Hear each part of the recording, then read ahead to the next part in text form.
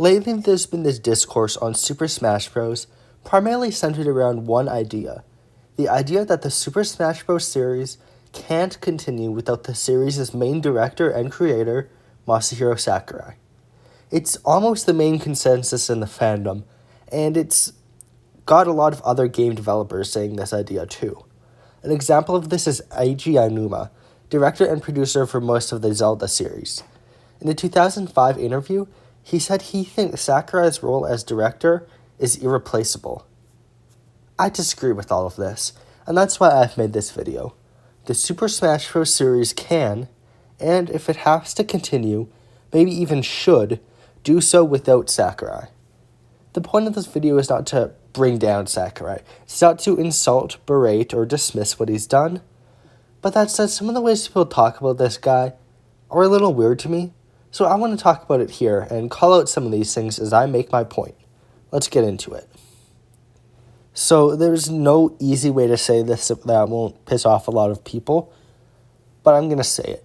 There's not much intrinsic to Super Smash Bros. That can't be done by fans. Think about it.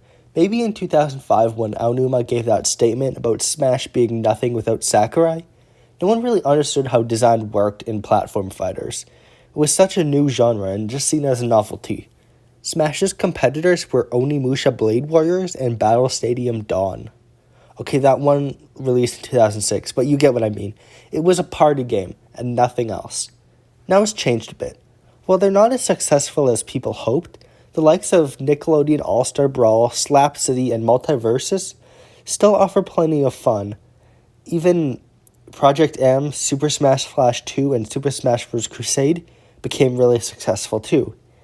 And maybe it's just me, but I would trust them with a Super Smash Bros. License if they got the time and money it deserved. I'm not saying hire fans for Super Smash Bros. Necessarily, although that would be cool.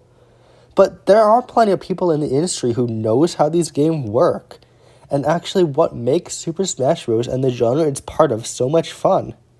Plus, Bandai Namco has been developing the last 3 games, and well, this is a series that's been going on for almost 25 years. I'm sure there are plenty of people at HAL/Sora who have been working on this series for years and would absolutely be qualified to take a position of leadership, and maybe even direct a future Smash game. I think this video's title is pretty self-explanatory. Sakurai's a genius, but he doesn't always need to be the one leading everything. Whenever I see arguments about Smash needing Sakurai, people only really seem to bring up he was the one who built it all. I don't think I've even seen a good reason at all for why it needs him specifically going forward. They can do Smash without Sakurai. You know, maybe it's okay if we do the unthinkable and give Sakurai a break. Super Smash Bros. Ultimate has caused a lot of discourse by being so ultimate. Every character in almost every stage returned, which is something people kind of take for granted nowadays. It was a huge deal back then, a relief for everyone who wanted their favorite characters to return, including licensing nightmares like Snake. And DLC further expanded this, with characters people never even imagined could be in Smash, and more licensing nightmares like Sora. So that leaves 2 real options for how the Super Smash Bros. Series could continue in my eyes. To continue trying to make bigger games with more characters, or to try to find a different style to continue with. There are other ways technically, but I think those are the 2 likeliest options. First option, a big game with a huge budget, maybe over 100 characters, everyone returning again, stuff like that. Trying to make Smash Ultimate into Smash Penultimate. I know basically every Smash sequel was imagined as the Ultimate Smash Bros., but none were marketed so heavily as Super Smash Bros. Ultimate. And also the emphasis on some non-Nintendo characters in DLC definitely feels like it played into this as well. Doing it all over again, this whole Ultimate thing, feels very tiring. And I worry if the sequel was just Ultimate but bigger, it might lack a lot of passion and care, especially if it was the same guy. Plus, Sakurai and presumably others who worked on Super Smash Bros. Ultimate have had to go through some horrific crunch time, and Sakurai has been surprisingly open about how he worked and if you don't consider some of it concerning, I don't know what to say. Imagine how much more everyone would have to work in a game with a bigger scope than Smash Ultimate. That's why I think a Smash sequel should take a different path. Maybe smaller, but with different gameplay, art style, and a focus on quality over quantity. And what could be a better way to do this than by having new people with new ideas? Give Smash a fresh start. I think Super Smash Bros. Ultimate in general has this problem where it just feels lifeless compared to other games. The aesthetic of menus, for example, maybe it's just me, but look at how it went from this crazy iconic Y2K style to something that looks like it'd be made by Google for a Chromebook ad. I know a lot of people like the new DLC characters, but a lot of them, like Steve, for example, broke the competitive side of Smash, and I think were designed extremely poorly in some ways if we're looking at Smash like a fighting game. Not necessarily Sakurai's fault, but I think stuff like that could potentially be fixed with new leadership. Everyone loved Kid Icarus Uprising, right? I hear a lot of people saying how they really like that game, which happens to be the first non-Smash game since 2005 he directed. Sakurai's like 50, I get it if he wants to retire if the Smash series doesn't continue, but imagine how cool it would be if he worked on more stuff. Not only a Kid Icarus Uprising sequel, but other things as well. Sakurai started 2 massive franchises and reinvented one. Imagine what else he could do if he wasn't just making Smash again. This video isn't just me trying to speak for Sakurai though, because it's clear he also doesn't think Smash should continue without him. There was an interview he gave around a year back, and I want to talk about one quote he gave. It's a little long, and do note it was originally in Japanese, so the translation might be a bit off, but I think it does come across as somewhat narcissistic in a way.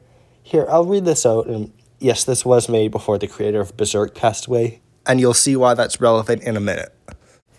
As is the case with many series, it is important to consider whether there is someone who can take over when the original creator is no longer around. The other day, Takao Saito, the creator of Golgo 13, passed away, and it was announced that his work would continue on the production. But the decision might have been different if it was a manga like Berserk. The more a work depends on its authorship, the more difficult it is to continue its continuation. And at the very least, I don't see any way for Smash Bros. To be produced without my involvement. For example, the Challenger Approaching trailers would not have the same level of quality if it was produced entirely by an outside firm. Also, it's not as if some staff member has been accumulating the know-how of Smash Bros. It would be difficult to capture the essence of various game titles and combine them into a spec document.